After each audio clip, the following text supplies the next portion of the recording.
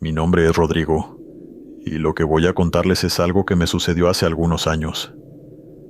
Hasta entonces siempre había sido bastante escéptico respecto a leyendas y cuentos de fantasmas, pero aquella noche en el cañón cambió por completo mi forma de ver el mundo.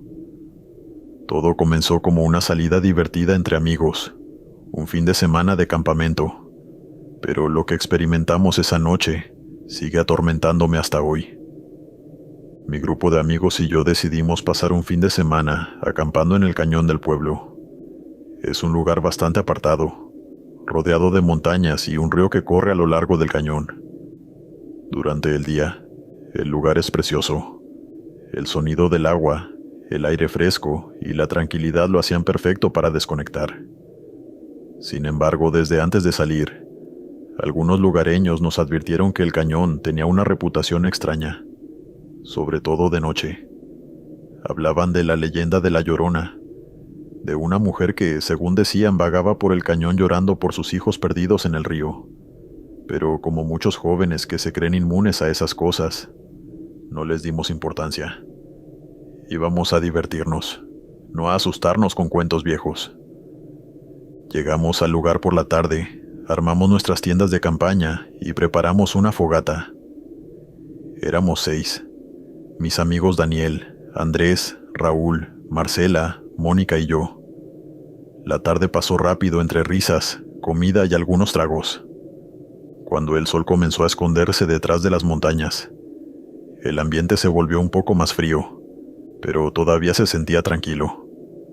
Hablamos de mil cosas, e inevitablemente, la conversación derivó hacia las historias locales. Daniel, el más escéptico de todos, bromeaba sobre la Llorona, imitando su famoso lamento con voz aguda y exagerada, lo que provocó risas entre nosotros. Nadie en serio creía que algo pudiera pasar. Sin embargo, las risas comenzaron a apagarse cuando la noche avanzó. Alrededor de la medianoche, el cañón estaba en completo silencio. Solo se oía el leve susurro del río y el crujir ocasional de las ramas cuando el viento las movía. El fuego de la fogata ya era solo brasas, y empezamos a sentir el frío más fuerte. Recuerdo que Marcela fue la primera en mencionarlo. ¿No sienten que está más frío de lo normal?, dijo mientras se arropaba con una chaqueta. No le dimos mucha importancia al principio, pensando que solo era la típica brisa nocturna de las montañas. Pero pronto, todos sentimos lo mismo. Era un frío que calaba, un cambio de temperatura que no parecía natural. Estábamos a punto de apagar todo para irnos a las tiendas cuando escuché algo. Al principio fue un sonido lejano, apenas perceptible, como si el viento hubiera tomado forma de susurro. Pensé que era mi imaginación, pero cuando miré a mis amigos, vi que todos estaban atentos, con la misma expresión que debía tener yo.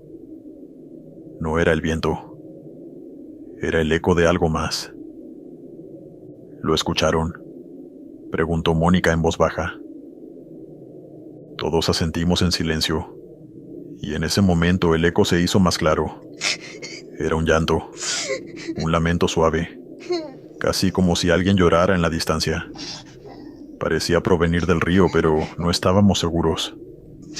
Daniel se puso de pie de inmediato, con una expresión seria que pocas veces le había visto.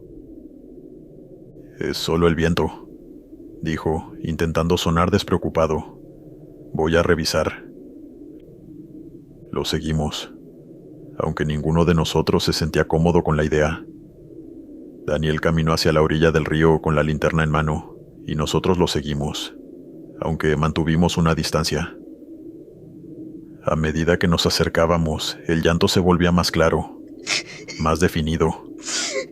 Era la voz de una mujer, llorando con una tristeza tan profunda que nos ponía los pelos de punta.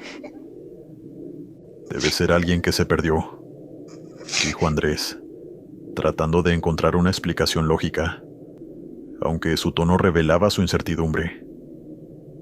Cuando llegamos al río, Daniel iluminó el agua con la linterna, pero no había nada. El llanto seguía allí, tan cercano que parecía imposible que no viéramos a nadie. En ese momento algo en el aire cambió. El frío se hizo aún más intenso y el viento dejó de soplar por completo. El cañón estaba en completo silencio, salvo por el sonido de aquel llanto que seguía resonando. Fue entonces cuando la vimos.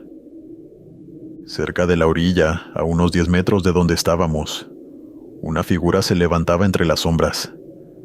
Al principio pensé que era solo un reflejo en el agua o una ilusión creada por el miedo, pero no. Era una mujer, o al menos eso parecía. Estaba vestida con un largo vestido blanco, desgastado, que se movía suavemente como si flotara en el aire. Su cabello oscuro le cubría el rostro, y su cabeza estaba inclinada hacia el agua.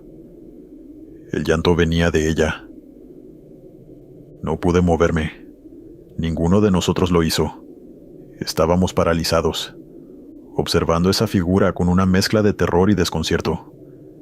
El llanto se hizo más fuerte, más angustiante, como si la tristeza que emanaba fuera a aplastarnos. Y entonces de repente se detuvo.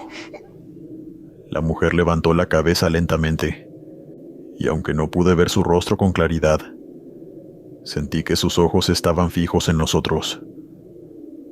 Fue en ese instante cuando el miedo me invadió por completo. Era como si su mirada atravesara el aire, envolviéndonos en una oscuridad que no pertenecía a este mundo. Daniel fue el primero en reaccionar. Gritó que nos fuéramos y, sin esperar más, comenzó a correr de vuelta hacia el campamento. Corrimos detrás de él, sin mirar atrás, sin detenernos hasta llegar a nuestras tiendas. Nos encerramos en ellas, temblando, tratando de entender qué habíamos visto. Nadie dijo nada el resto de la noche, pero ninguno de nosotros durmió. El eco de aquel llanto seguía resonando en mi mente, y cada vez que cerraba los ojos veía la figura de esa mujer junto al río. A la mañana siguiente, recogimos todo y nos fuimos del cañón sin mencionar lo ocurrido. No sabíamos qué decir ni cómo explicarlo. Con el paso del tiempo, he intentado convencerme de que lo que vimos fue solo una ilusión, un juego de luces y sombras. Pero algo dentro de mí sabe que lo que presenciamos fue real. La leyenda de La Llorona es más que un cuento. A veces esas historias que parecen tan lejanas y fantasiosas tienen una verdad detrás. Una verdad que es más aterradora de lo que jamás pude imaginar. Y ahora, cada vez que escucho el sonido del viento por la noche, no puedo evitar recordar el eco de ese llanto en el cañón.